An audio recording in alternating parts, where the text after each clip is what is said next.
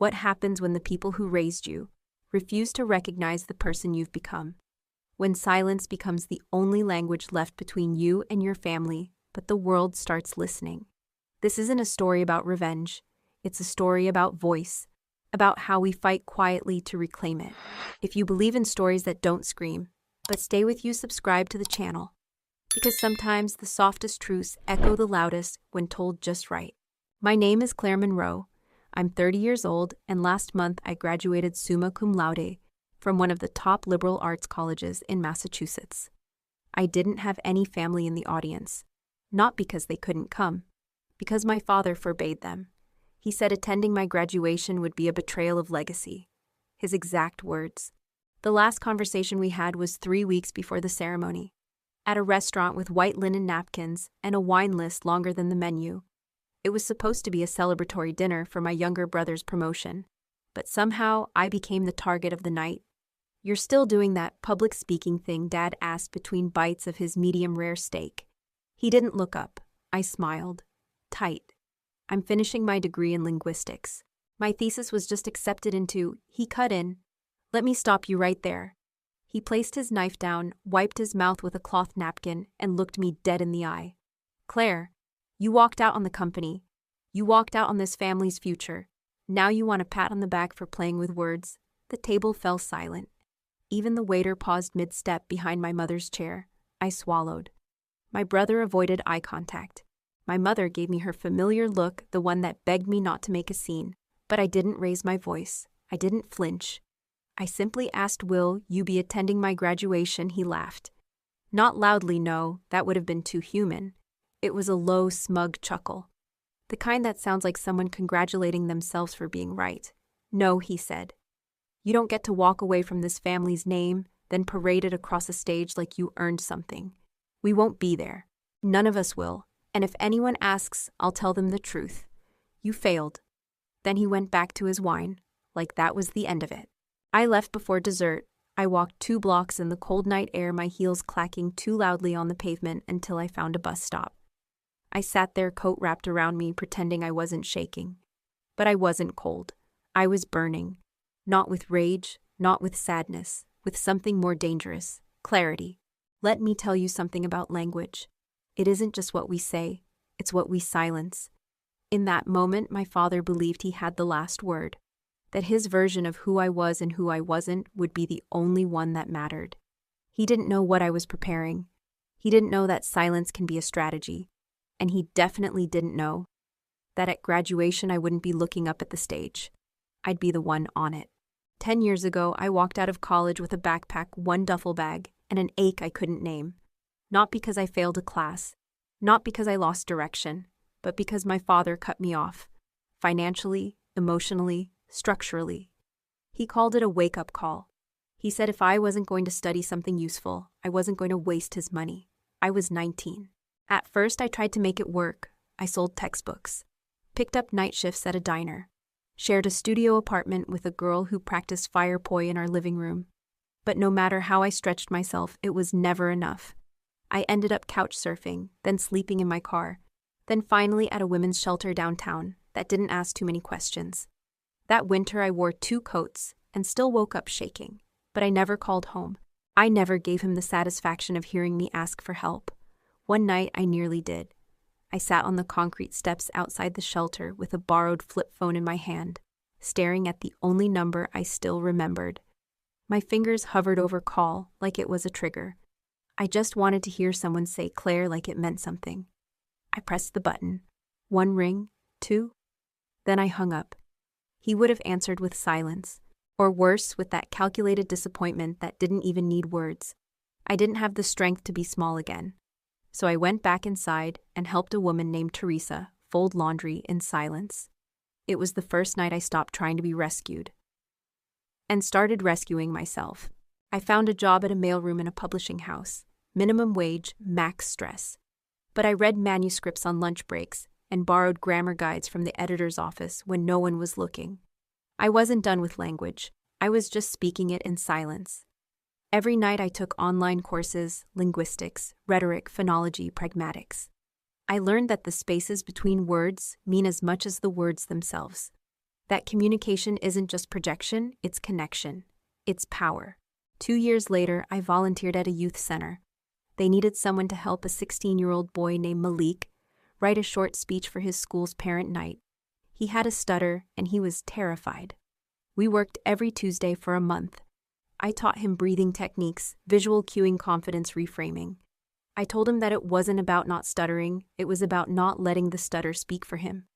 When the night came, he stood in front of 60 people and said, "Thank you, Mom, for never treating me like I was broken." He looked at me when he said it, and I cried. For him. For me. For every version of myself that never got to speak. That moment didn't go viral, it didn't get published, but it changed the way I carried my own voice, and eventually it gave me the courage to apply quietly, cautiously, to finish what I started. I enrolled in the same university I'd left at 19. Same campus, new major. I was 28, the oldest student in half my classes, the quietest in the beginning, but not for long. I remember sitting in Intro to Phonology next to a freshman named Jasmine, who doodled flowers in the margins of her notebook and smelled like grapefruit body spray. She reminded me of me before it all burned down. She never asked why someone almost a decade older was there. She just handed me a highlighter one day and said, "You always seem like you get it." I didn't. Not everything. But I was trying. And maybe that's what learning really is. Not arriving with answers, but showing up again and again with questions we're brave enough to carry. Because this time, I wasn't learning to impress anyone. I was learning because I'd earned the right to be heard. And I was going to make sure that no one, not even my father, got to define my silence again. They say recognition feels like sunlight, but mine arrived like a quiet morning fog, slow, soft, and wrapping itself around me when I least expected it. My senior year, I was named an honorary TA for Dr. Quinn's seminar, Language and Power in Post-Conflict Societies. It was the kind of class where no one raised their hand without trembling. But I lived for it, the tension, the questions, the fire in the room, when ideas collided. After one heated debate on political rhetoric, a fellow student pulled me aside and whispered, "You explain things like you've been through it." I smiled, tight-lipped. Maybe I have. I began tutoring undergrads struggling with speech anxiety. Wrote a research paper on linguistic erasure in foster care systems. Presented at a regional conference where a visiting faculty member told me, "You have the voice of someone who's fought for her right to speak." Dr. Quinn nominated me for the Dean's Special Recognition Award. He said I had a pedagogy born not from theory, but from survival. Back home, none of this existed. Over Thanksgiving, my father asked how the hobby was going. Still doing your little talk club thing, he didn't ask about my thesis, or the award, or the conference. He just wanted to know if I was finally ready to come back to real work, by which he meant the factory floor, the books he cooked, the silence he expected. I said I was busy preparing a talk. He laughed. More speeches. You can't build a future on words. I wanted to say, but I already have. Instead, I passed the cranberry sauce and said nothing. When the university announced that I'd been chosen as valedictorian, I stared at the email for a long time. Not because I doubted it, but because I didn't know who I could tell. I opened a new document, tried to draft a speech. The first sentence I wrote was, "We are here because we persevered." It sounded hollow. I deleted it. Wrote another, "Success is not linear." Delete, again, to my fellow graduates. Delete. Every version felt like I was auditioning for approval, not telling the truth. So I closed the laptop, and I sat in the dark for an hour, asking myself if no one clapped, would I still speak? The answer came slowly, but when it did, it was a yes. I texted my mom. Big news. I was chosen to give the graduation speech. She didn't reply for a full day. Then she sent, "Are you sure you want to do that?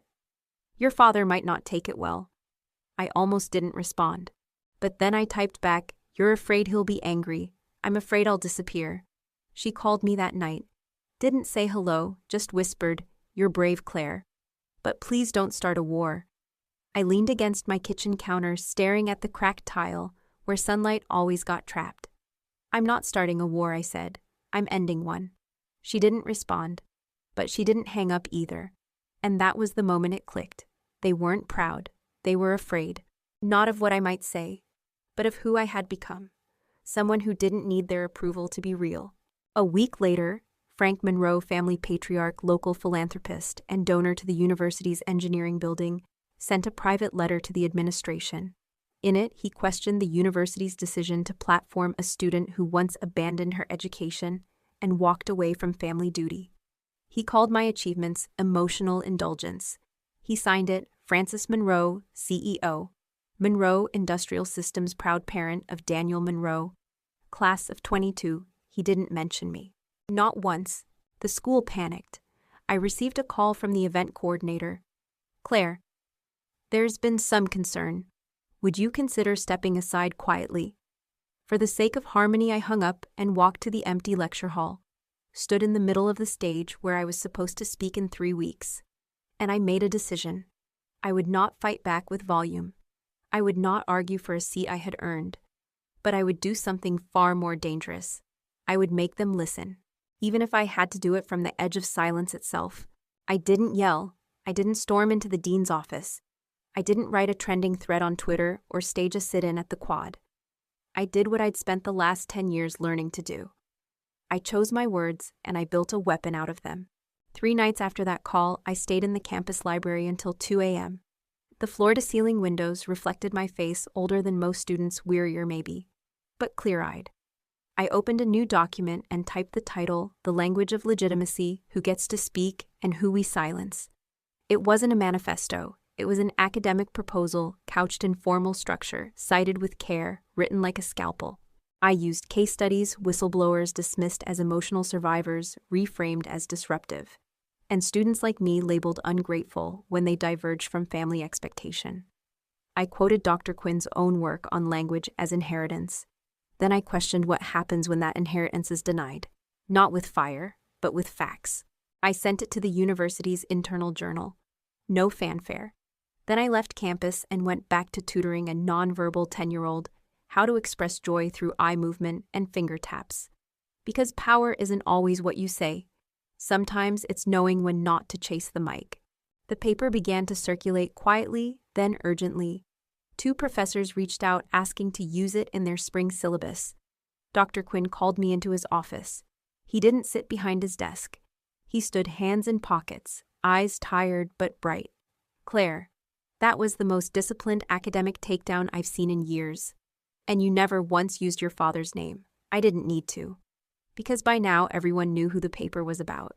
A week later, Dr. Quinn sent a formal letter to the dean. If Claire Monroe is not permitted to speak at graduation, I will respectfully withdraw my name as keynote speaker. I know others who will follow. He wasn't bluffing.